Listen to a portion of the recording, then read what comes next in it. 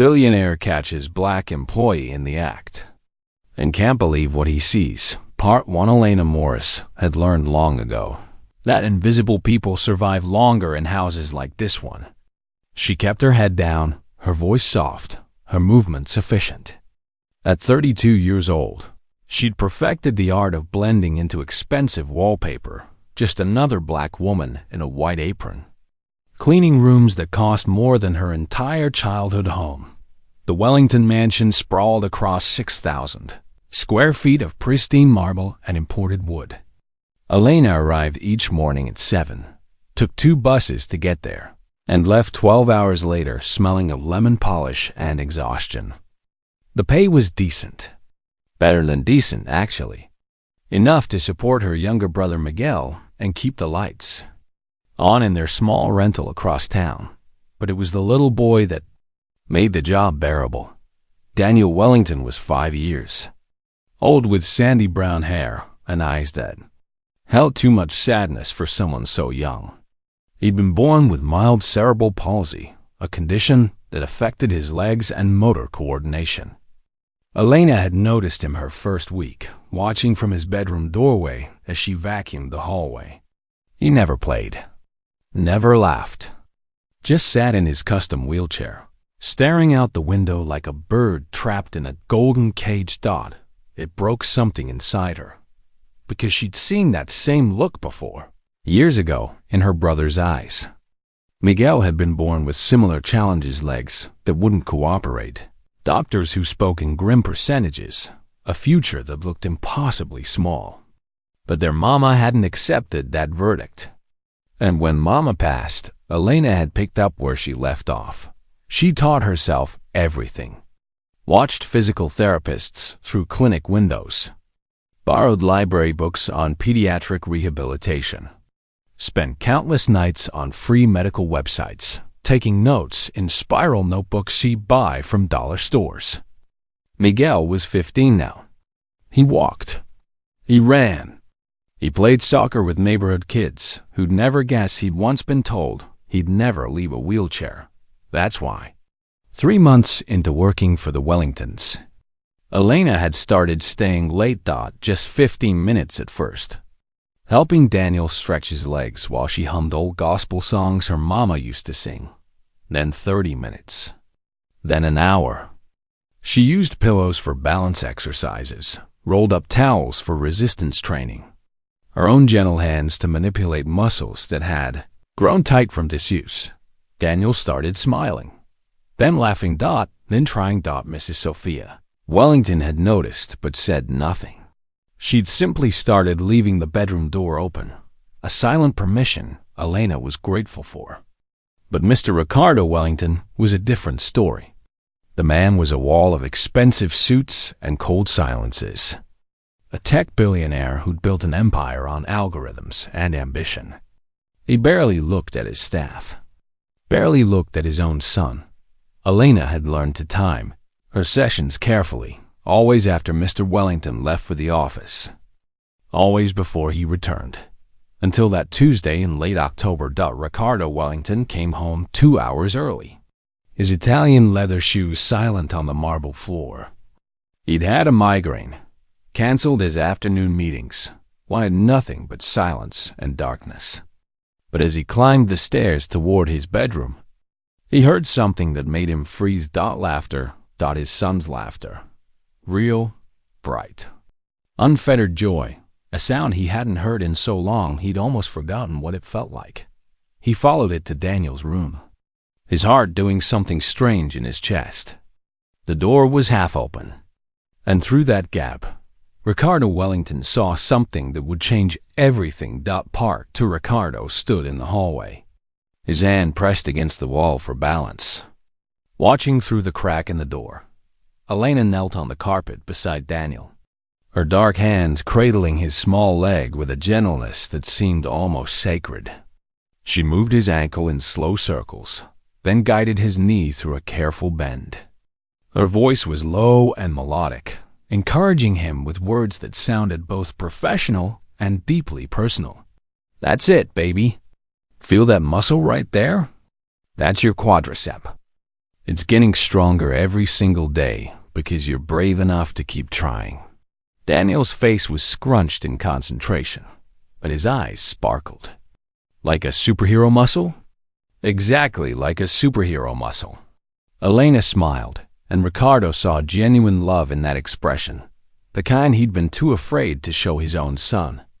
Now, I want you to try lifting this leg on your own. Just a little bit.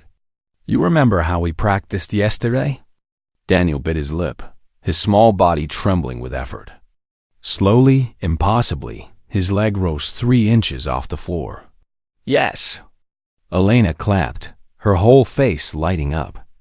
Daniel Wellington, you are absolutely amazing. Do you know how strong you are? The boy beamed, and Ricardo felt something crack inside his chest, because he hadn't been there for any of this. Hadn't witnessed a single moment of his son's progress. He'd hidden behind 16-hour workdays and emergency board meetings, telling himself he was providing for his family. But the truth was simpler and more shameful. He'd been running. Running from the guilt. Running from the fear. Running from the unbearable sight of his only child struggling with a body that wouldn't cooperate. And this woman, this housekeeper, he barely acknowledged had stepped into the space he'd abandoned. Ricardo's hands curled into fists. Anger surged through him, hot and irrational. How dare she? How dare she interfere with his son's medical care without permission? What if she hurt Daniel? What if her untrained hands caused damage that real professionals would have to fix? But even as the thoughts formed, Ricardo knew they were lies. Protective lies. Because what really burned wasn't concern. It was shame. Elena helped Daniel sit up against his pillows, then pulled out a small notebook from her apron pocket. She wrote something down, her handwriting neat and careful. Ricardo noticed the way she handled that notebook like it mattered. Like Daniel's progress was something worth documenting with precision and care. Tomorrow, Daniel said, his voice full of hope Ricardo hadn't heard in months. Tomorrow I'm gonna lift both legs. You'll see Aunt Elena. Aunt Elena. When had that happened? When had this stranger become family to his son in ways Ricardo himself had failed to be? I believe you, sweetheart, Elena said softly. I believe in you more than you know. Ricardo backed away from the door, his heart hammering. He needed to think. Needed to understand what he was feeling. This toxic mixture of anger, shame, jealousy, and something else he couldn't name. Something that felt dangerously close to hope. He retreated to his study and poured himself 2 fingers of scotch he didn't want. His phone buzzed with work emails he couldn't focus on. All he could see was his son's face, transformed by joy. All he could hear was Elena's gentle voice, speaking medical terms that no housekeeper should know. How did she know those things? Quadriceps, muscle tension, mobilization techniques. She'd moved Daniel's body with the confidence of a trained therapist, not a domestic worker with a high school education. Who was Elena Morris, really? An hour later, Sophia found him in the study, staring at nothing. You're home early, she said carefully, reading the storm in his expression. Is everything all right? Did you know? Ricardo's voice came out rougher than he intended. Did you know what she's been doing with Daniel? Sophia's face softened. She moved to the window, looking out at the manicured garden where Daniel's specialized playground equipment sat mostly unused. I suspected. I saw small things. The way Daniel smiled more. The way he talked about Aunt Elena with such love. I didn't ask questions because ... Because what? Because our son was happy, Ricardo. Sophia turned to face him, tears in her eyes. When was the last time we saw him truly happy? When was the last time either of us sat on the floor and worked with him the way she does? The accusation and her words hung between them like smoke. Ricardo wanted to defend himself. Wanted to list all the expensive therapists he'd hired, the custom equipment he'd purchased, The medical consultations he'd arranged with specialists from 3 different countries. But Sophia was right. He'd thrown money at the problem. He'd never thrown himself. She could hurt him, Ricardo said weakly. Look at him, Ricardo. Really, look at him. Sophia's voice cracked. He's getting better. Stronger. I don't know how or why, but that woman is giving our son something we couldn't. She's giving him hope. Part 3. Ricardo didn't sleep that night.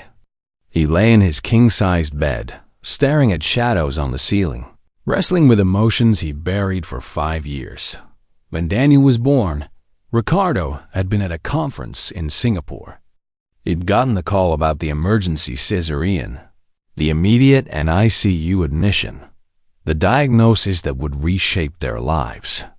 He'd flown home on a private jet, arrived at the hospital in his rumpled suit, and looked at his tiny son through the glass of an incubator. And he'd made a silent promise. I'll fix this. Whatever it takes, I'll fix you. But cerebral palsy couldn't be fixed with money or willpower or sheer determination. The condition simply was a permanent rewiring of the brain's motor control centers. The best they could hope for was management, improvement, adaptation. Ricardo had hated that word. Adaptation. It sounded like surrender. So he'd fought. Hired the best pediatric neurologists in the country. Sent Daniel to exclusive therapy centers where they used cutting-edge robotic equipment and experimental protocols. Spent hundreds of thousands on treatments that showed marginal results at best. And through it all, he'd maintained an emotional distance, telling himself it was strength. Telling himself Daniel needed a father who was a problem solver. Not a shoulder to cry on, but watching Elena with his son. Ricardo had seen something he'd been too blind to recognize. Sometimes love heals more than medicine. The next morning, Ricardo left for work an hour late. He told his assistant to reschedule everything before noon. Then he drove home, parked down the street, and waited. At 9:45. He slipped back into his own house like a thief, moving quietly up the stairs. He could hear Elena singing in Daniel's room, a old spiritual, her voice rich and full of soul. He positioned himself where he could see without being seen. Elena had transformed the bedroom. Pillows lined the floor in a careful path. A jump rope stretched between 2 chairs, creating a low obstacle. Daniel's stuffed animals had been arranged as stations for different exercises. It was brilliant in its simplicity, using ordinary household items to create a physical therapy course that looked like a game. All right, champion, Elena said, helping Daniel out of bed. Today, we're going on an adventure. We've got to cross the river of pillows, crawl under the bridge of rope, and rescue all your animal friends. Think you can do it? Daniel's eyes went wide. By myself? I'll be right here if you need me. But I think you're ready to try. Ricardo watched his son take his first independent steps, wobbling, uncertain, but determined. Elena didn't rush to help. She stayed close, her hands hovering protectively, but she let Daniel struggle. Let him problem solve. Let him discover his own strength. When Daniel stumbled, Elena caught him easily. That's okay, baby. Even superheroes fall sometimes. What matters is getting back up.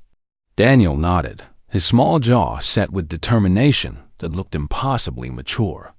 He tried again. Made it 3 steps further before his legs gave out. Elena praised every inch of progress like it was a miracle, and maybe it was. Because by the end of the session, Daniel had crossed the entire room independently. His legs shook with exhaustion. His face was red with effort. But he was glowing with pride. I did it, he whispered. Like he couldn't quite believe it himself. You did it, Elena confirmed, pulling him into a hug. And tomorrow, you'll do even more. Ricardo's throat tightened. He wanted to burst into the room, wanted to sweep Daniel into his arms and tell him how proud he was. But shame rooted him in place. How could he claim this moment when he'd contributed nothing to it? When Elena left the room to get Daniel some water, Ricardo slipped downstairs. He needed to confront her, needed answers about who she really was and why she was doing this. He found her in the kitchen, preparing Daniel's snack with the same careful attention she brought to everything. When she saw him, her whole body tensed. "Mr. Wellington," she said carefully. "I didn't know you were home. We need to talk, Elena." Ricardo kept his voice level, professional. "About what you've been doing with my son." Elena's hands stilled on the cutting board. "Yes, sir. You've been providing medical care without authorization, without supervision.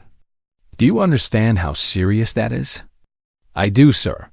Her voice was quiet, but Ricardo detected no fear in it. Just resignation. "I apologize if I overstepped." "Overstepped?" Ricardo laughed, but there was no humor in it. "You're a housekeeper, Elena. Where did you learn physical therapy techniques? How do you know about muscle groups and mobilization exercises?" Elena was quiet for a long moment. Ricardo could see the war happening behind her eyes, the decision between truth and self-preservation. Finally, she spoke. "My brother, sir, Miss Biel. He was born with problems similar to Daniel's. For 12 years, I was his caregiver, his therapist, his champion." Her voice gained strength. "We couldn't afford the fancy clinics or the expensive specialists. So I learned. I read every book I could find. I watched videos online. I sat outside therapy centers and watched through windows. I became what he needed because there was no other choice." Ricardo felt like he'd been punched. "And your brother? Where is he now?" "He's 15. He walks, runs, plays soccer with his friends. The doctors said he'd never leave a wheelchair." Elena lifted her chin slightly, and Ricardo saw fierce pride there. They were wrong. The revelation shifted something in Ricardo's chest. This wasn't some well-meaning amateur playing doctor. This was someone who'd lived in the trenches of disability care, who'd fought and won against the same odds Daniel faced. "You still should have asked permission," Ricardo said. But his voice had lost its edge. "You're right, sir. I should have." Elena's eyes met his directly for the first time. But Daniel was so sad, so discouraged. And I couldn't walk past his room every day and not try to help. Part 4 Daniel appeared in the kitchen doorway, walking with his specialized crutches, but moving with new confidence. His face lit up when he saw his father. "Daddy, you came home early again." Then, to Elena, "Can I show Daddy what we learned today? Please?" Ricardo looked at his son, really looked at him, and saw changes he'd been too blind to notice before. Daniel's posture was straighter, his movements more controlled. There was a light in his eyes that had been absent for so long Ricardo had forgotten it ever existed. "Daniel, go to your room," Ricardo said automatically.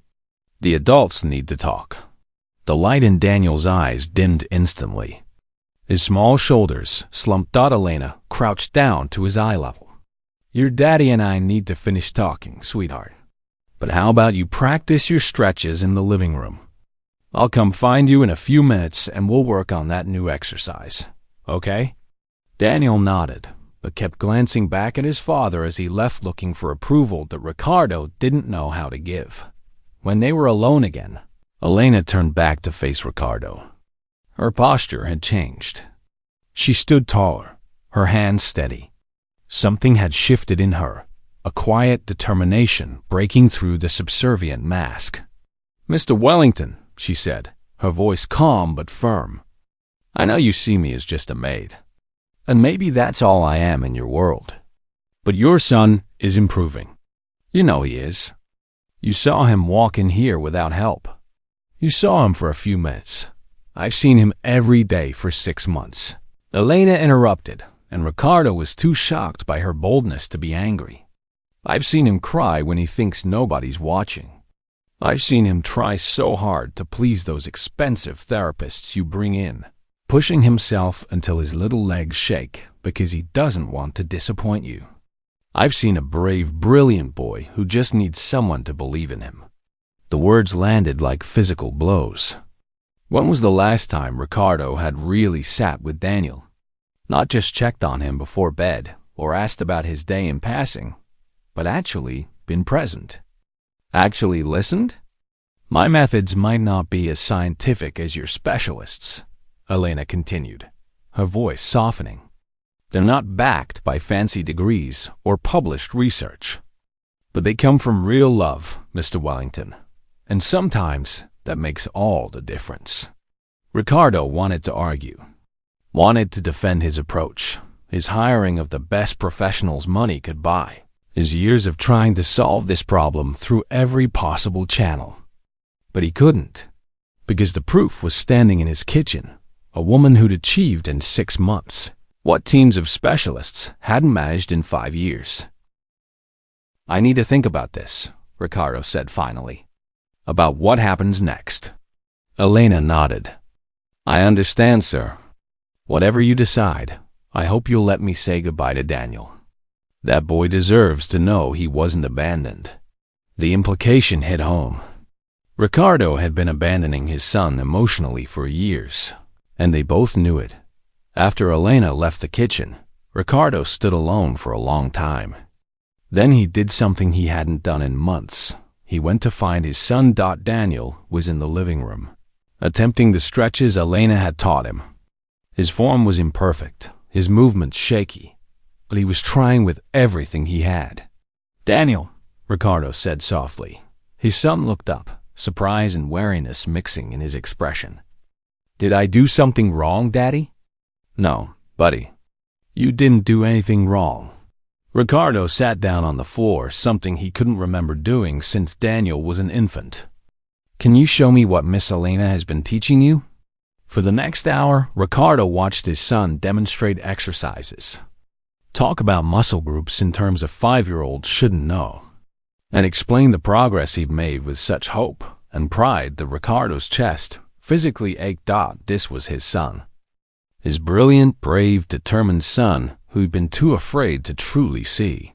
"I'm going to walk normal someday," Daniel said with absolute conviction. "Miss Elena says so. She says I can do anything if I don't give up." "She's right," Ricardo heard himself say. "She's absolutely right." That night, after Daniel was asleep, Ricardo made a decision. But he needed to know more. Needed to understand who Elena Morris really was beneath the housekeeper's uniform. So the next afternoon, he did something he wasn't proud of. He followed her. Part 5 Ricardo had never tailed anyone before. He felt ridiculous sitting in his Mercedes 3 cars back, tracking Elena's journey through the city. She took 2 different buses, traveled for nearly an hour, and finally got off in a neighborhood Ricardo had never had reason to visit. The houses here were small and tired, their paint peeling, their yards patchy. Elena walked 4 blocks and entered a modest home with a sagging porch. Ricardo parked down the street and waited, feeling like a spy in his own guilty conscience. An hour later, Elena emerged with a teenage boy. Even from a distance, Ricardo could see the resemblance, the same warm brown skin, the same bright eyes, the same smile that seemed to light everything around it. The boy walked with a slight limp, barely noticeable, but his movements were fluid and confident. Miguel Ricardo followed them at a distance to a community park where a group of boys were playing pickup soccer. He watched Miguel join the game, watched him run and dribble and score with an agility that seemed impossible for someone who'd supposedly been told he'd never walk normally. Elena sat on a bench, watching her brother with such pride and love that Ricardo felt like an intruder on something sacred. He approached slowly. When Elena noticed him, she stood abruptly, confusion and alarm crossing her face. "Mr. Wellington? What are you doing here?" "Following you," Ricardo admitted, because dishonesty felt wrong in that moment. "I wanted to understand why you care so much about Daniel. What you're really after." Elena's expression hardened slightly. "I'm not after anything, sir." "Then why?" Why dedicate hours of unpaid time to my son? Why invest so much energy into a child who isn't yours? Elena looked back at Miguel, who was celebrating a goal with his teammates. My brother isn't just my responsibility, Mr. Wellington. He's my reason. When the doctor said he'd never have a normal life, I made myself a promise. I promised I'd prove them wrong, that I'd fight for him until he could fight for himself. And you did. Yes, but it wasn't just the exercises or the therapy. It was belief. I never let Miguel see himself as broken or limited or different. I never let him give up on the impossible. Elena turned back to Ricardo, and her eyes were fierce. When I see Daniel, I see a boy with the same potential Miguel had. The same fire. The same possibilities. But he's surrounded by people who've already decided what he can't do. The accusation hung in the air between them. Are you saying I've given up on my own son? I'm saying Daniel needs someone who believes in miracles. Mr. Wellington, someone who sees him as more than his diagnosis. Miguel jogged over, sweaty and grinning. Elena, did you see that goal? I totally faked out Marcus. I saw it, baby. You were amazing. Elena hugged him, then gestured to Ricardo. This is Mr. Wellington, my employer. Miguel extended his hand with easy confidence. Nice to meet you, sir. My sister talks about her work all the time. Ricardo shook the boy's hand, noting the firm grip, the direct eye contact. This was what love and determination had created a young man who defied medical predictions and lived fully. Your sister told me about you, Ricardo said. What you've overcome. It's impressive. Elena taught me that limits are just challenges we haven't solved yet, Miguel said simply. If you want something bad enough, you find a way. That's what she always says. After Miguel returned to his game, Ricardo and Elena stood in awkward silence. Finally, Ricardo spoke. I owe you an apology. I judge you without knowing anything about you. I assumed you were just a housekeeper when you're clearly much more. I am a housekeeper. Mr. Wellington, that's what you hired me to be. But it's not what you are. Ricardo watched Miguel score another goal. Is it? Elena was quiet for a long moment. Then, quietly, no, sir. It's not. Ricardo had more questions, dozens of them, but something stopped him. A sense that pushing too hard would break whatever fragile understanding they were building. I need to think about all of this, he said finally. About Daniel's care. About what's best for him. Elena nodded. Whatever you decide, I hope you'll consider what's actually working. Not just what looks right on paper. Ricardo drove home through neighborhoods that gradually grew wealthier, each mile marking the distance between Elena's world and his own. He thought about the resources he'd poured into Daniel's treatment, the specialized equipment, the renowned therapists, the cutting-edge protocols. All of it backed by science and credentials and impressive resumes. And none of it had worked as well as a woman with calloused hands and a heart full of hope. That night, Ricardo did something he hadn't done in years. He pulled up the home security footage and scrolled through weeks of recordings. Watching Elena's interactions with Daniel, what he saw kept him up until dawn. Elena arrived early every single day, 30 to 40 minutes before her shift officially started. She stayed late, often an hour or more past when she was supposed to leave. On her days off, she sometimes showed up anyway, just to check on Daniel's progress. She'd transformed his room into a therapy space using household items, pillows, towels, elastic bands, plastic bottles filled with water. Every object had a purpose in her carefully designed exercises. But what struck Ricardo most was the notebook. Elena kept meticulous records, which techniques worked best, how Daniel responded emotionally to different approaches, patterns in his energy and motivation.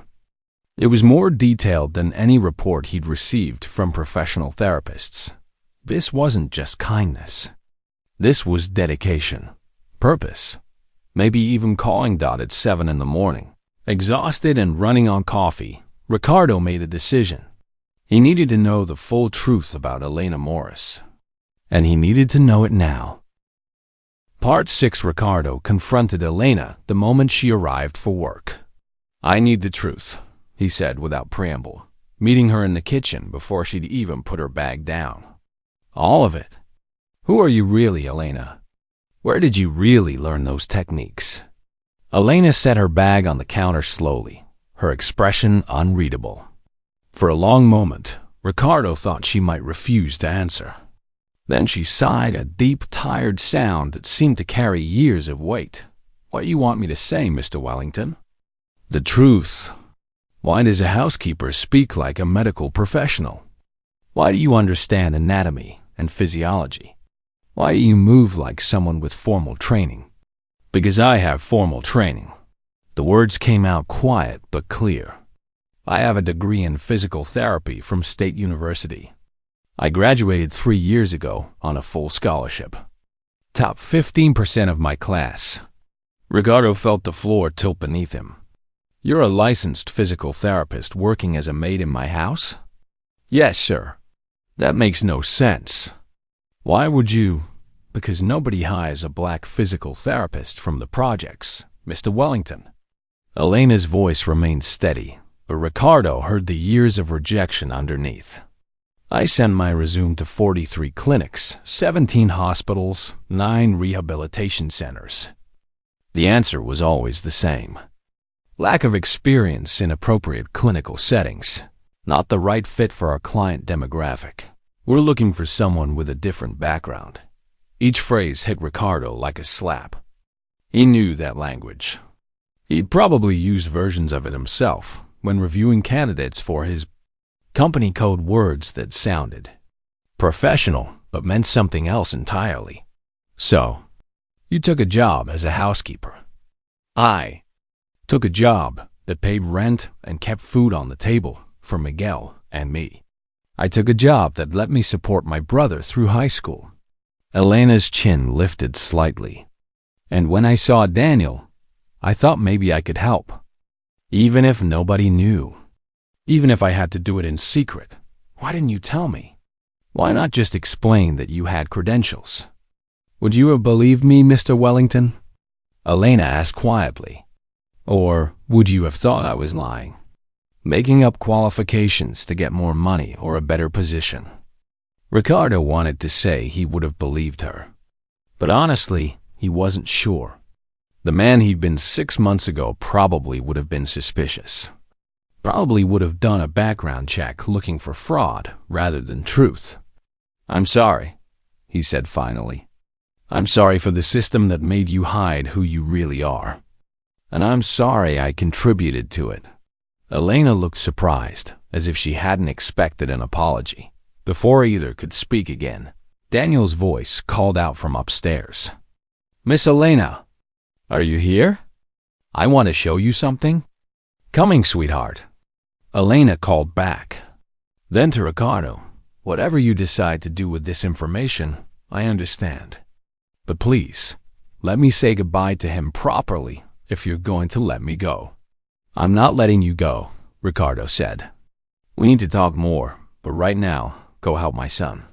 Elena nodded and headed upstairs, leaving Ricardo alone with his thoughts. He spent the morning making phone calls. First to human resources at his company, asking about their hiring practices for support staff. Then to his personal attorney, asking about discrimination in professional licensing and employment. Then to the director of the hospital where Daniel had received most of his early interventions. By noon, Ricardo had a clearer picture of the barriers Elena had faced, and it made him sick. That afternoon, he went to Daniel's room and found his son walking without crutches. The gait was careful and deliberate, but it was independent. Real. Miraculous. "Daddy, look." Daniel beamed. "Miss Elena says I'm ready to try the stairs soon." Actual stairs.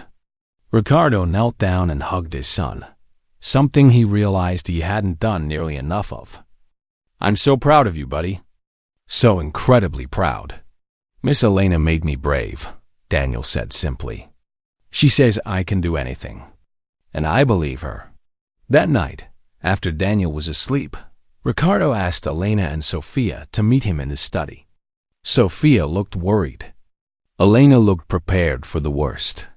I owe both of you an apology, Ricardo began. Sophia, you tried to tell me what was happening with Daniel, and I dismissed it. Elena, you did what I should have been doing all along. You gave our son hope. Ricardo, Sophia started, but he held up his hand. Let me finish. I've been running from Daniel's diagnosis for 5 years, hiding behind work and money and the illusion that I could fix everything from a distance.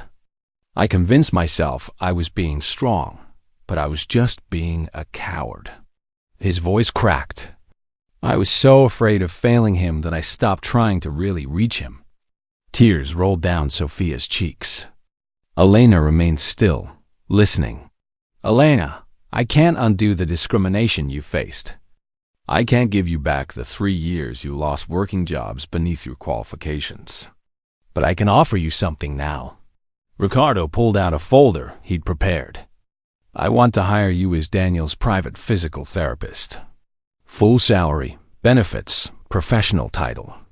What you've been doing unofficially becomes your actual job. Elena's eyes widened. Mr. Wellington, I'm not finished. I've also contacted some colleagues who run rehabilitation centers. I've asked them to consider you for positions if you want something beyond just working with Daniel. You deserve to practice your profession, Elena. You've more than earned it.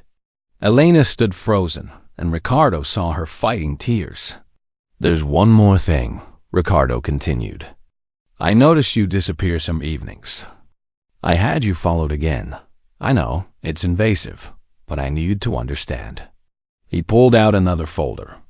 You volunteer at a community center, teaching physical therapy to kids who can't afford professional treatment, using the same methods you've used with Daniel. Elena's face went carefully blank. Yes, sir. How many children? About 20. Maybe 25 on a good night. Ricardo opened the second folder. I've contacted the community center. I'd like to fund a complete renovation. New equipment, proper therapy space, even staff if you need it. I want you to turn that volunteer work into a real program. A clinic that serves families like yours and Miguel's. Families who've been shut out of the system. Now Elena did cry, silent tears streaming down her face. Why? She whispered. Why would you do this? Because you gave me my son back, Ricardo said simply. Because you showed me what real strength looks like. And because it's the right thing to do something I should have been doing all along. Part 7 3 months later. The Elena Morris Community Rehabilitation Center opened its doors in the heart of the neighborhood where Elena and Miguel lived. The renovated building gleamed with fresh paint, new windows, and a sign that brought tears to Elena's eyes every time she saw it. Inside, state-of-the-art equipment filled therapy rooms designed for children of all ages and abilities.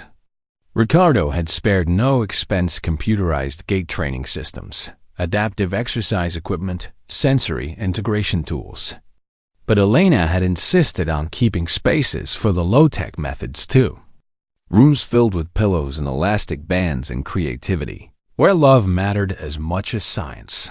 The center employed 4 therapists, 2 aides, and a child psychologist. Elena ran the program, designing treatment plans that combined professional protocols with the heart-centered approach that had saved Miguel and Daniel. They served 43 children in the first month alone. All free of charge. Daniel had become something of a celebrity patient. At 7 years old now, he walked confidently, ran in adapted races at school, and talked about becoming a doctor someday. More importantly, he developed the quiet confidence and deep empathy that came from understanding struggle. Ricardo had transformed too. He'd cut his work hours in half, spending afternoons with Daniel, not as a distant provider, but as an engaged father. They did therapy exercises together, played adapted sports, talked about dreams and fears. Ricardo had learned to be present in ways he never thought possible. One afternoon, Daniel asked to give a presentation at his school about his recovery journey.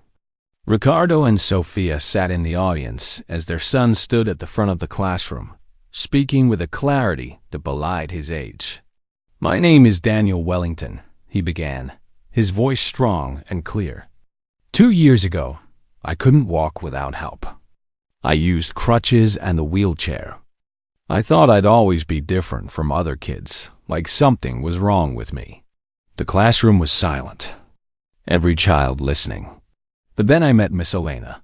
She was working at our house as a housekeeper, but she was really an angel in disguise. She taught me that being different isn't the same as being broken. She showed me that my body could do amazing things if I just kept trying. Daniel paused, looking directly at Elena, who sat in the back of the room. Miss Elena didn't just teach me exercises. She taught me to believe in myself. She taught me that love and hard work can overcome anything. And she taught me that it doesn't matter what someone's job is or what color their skin is.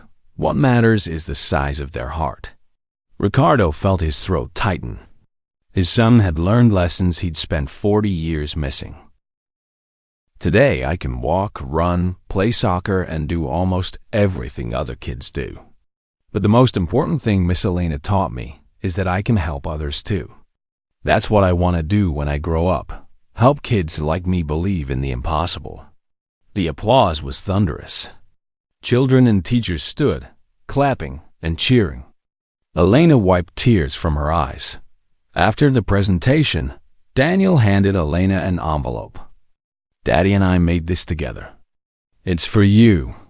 Inside was a document, a full scholarship for a specialized certification in pediatric physical therapy at the nation's top university, along with a partnership agreement. The community center would officially be renamed the Elena and Miguel Morris Institute of Pediatric Therapy. "I can't accept this," Elena whispered, overwhelmed. "You can and you will," Sophia said, stepping forward to take Elena's hands. "You're not our employee anymore, Elena. You're family. And family takes care of each other." Miguel, who'd been invited to the presentation, hugged his sister proudly. "You always told me I could be anything I wanted. Now it's your turn to believe in yourself." Ricardo approached, his own eyes damp. "You changed my life, Elena. You changed my family. You gave me back the son I'd almost lost, and you taught me what really matters. This isn't charity, it's justice. It's recognition for everything you've done." Elena looked around at the faces watching her. Daniel, Miguel, Sophia, Ricardo, the classroom full of children who'd just heard her story. She'd spent 3 years invisible, working jobs beneath her training, hiding her gifts because the world hadn't made room for them, but not anymore. "Thank you," she said finally, her voice thick with emotion. "Thank you for seeing me, for believing in me, for giving me the chance to do what I was always meant to do." That evening, as the sun set over the city, Elena stood in the new therapy center with Miguel. They looked at the walls covered with photos of children making progress, walking, playing, laughing, living.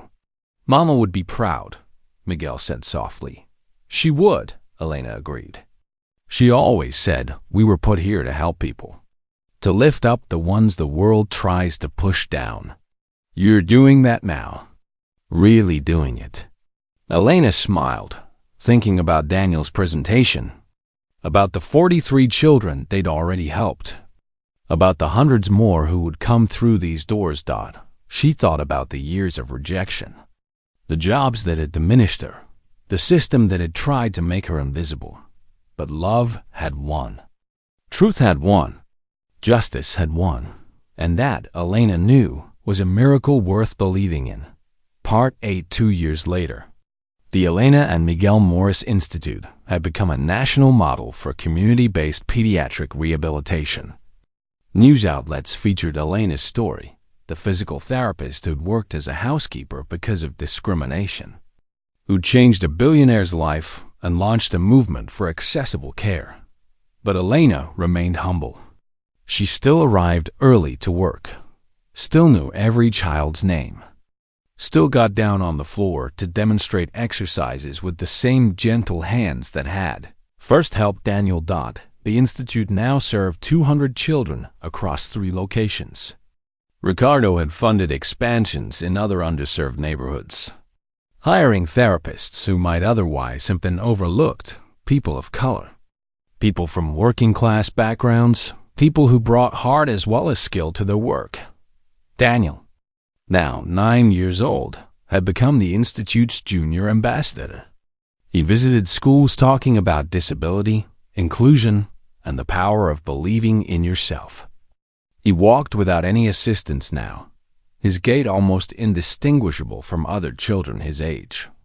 More importantly, he developed a deep compassion that came from understanding struggle. One Saturday morning, a new family came to the Institute, a mother and her 5-year-old daughter with cerebral palsy. The mother looked exhausted, scared, hopeful. Elena recognized that expression. She'd seen it in the mirror years ago with Miguel, seen it in Sophia's eyes before Daniel's transformation. "We don't have much money," the mother said quietly, "but I heard you help people like us, people the system forgets about." Elena knelt down to the little girl's level. "What's your name, sweetheart?" "Jessica," the girl whispered. "Jessica, I'm Elena, and I'm going to tell you a secret. You are so much stronger than you know. We're going to work together, and I promise you'll do amazing things. Okay?" Jessica nodded, a tiny smile breaking through her fear. As Elena began the intake assessment, Ricardo watched from the observation window. He came by most Saturdays now, not to oversee operations, but simply to witness the miracles that happened here. Small miracles, daily miracles, the kind that came from dedication, expertise, and love working together. Sophia joined him, slipping her hand into his. They watched Elena work with Jessica, saw the hope beginning to kindle in the child's eyes. "You know what I've learned?" Ricardo said quietly. "I spent most of my life measuring success by money, power, prestige. All the things that looked impressive from the outside. But none of that mattered. None of it meant anything. What matters?" Sophia asked, though she knew the answer. "This. People like Elena who dedicate their lives to serving others. Children like Daniel who overcome impossible odds. The quiet revolution that happens when we choose love over fear, inclusion over exclusion, humanity over hierarchy." Daniel burst through the door, sweaty from the basketball game he'd been playing outside. "Dad, Mom, come see. Miguel just taught me how to do a behind-the-back pass. Watch." They followed their son outside, where Miguel was coaching a group of kids in adapted sports. Some used crutches. Some used wheelchairs. Some had braces or other assistive devices. But they were all playing, laughing, competing with pure joy. This was Alana's real legacy, Ricardo thought. Not the building or the program or the recognition. It was the invisible revolution she'd started, the shift in how people saw disability, potential, and worth. That evening, Elena gathered the staff for their weekly meeting. She stood before the team she'd built: therapists, aides, counselors, all committed to the mission of accessible, compassionate care. "I want to tell you why this matters," Elena began. "I want to tell you about a little boy named Miguel, who was told he'd never walk.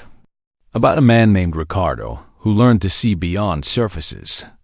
About a child named Daniel, who discovered his own strength.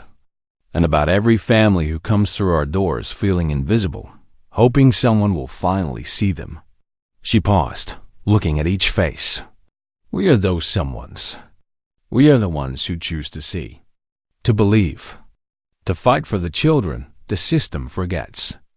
This isn't just a job, it's a calling. It's a daily choice to stand for justice, inclusion, and love." The staff nodded, many with tears in their eyes. So tomorrow, when you're tired or frustrated or wondering if it matters, remember Jessica. Remember all the Jessicas and Daniels and Miguels. Remember that what we do here changes lives, saves lives, gives children back their futures.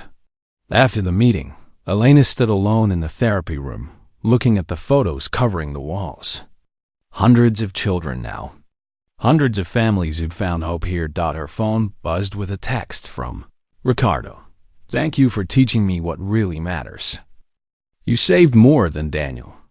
You saved all of us. Elena smiled, thinking about the journey that had brought her here. The years of rejection that had felt like death. The moment she'd knelt beside a lonely little boy and decided to help, regardless of the risk. The slow transformation of a family, a community, a system. She thought about what her mama used to say. Baby, sometimes you got to go through the valley to reach the mountaintop. But the view from up there makes all the climbing worth it. Mama had been right. Elena Morris had walked through valleys of discrimination, invisibility, and injustice. She'd been treated as less than, overlooked, dismissed. But she'd never stopped believing in the impossible. Never stopped offering love where it was needed most.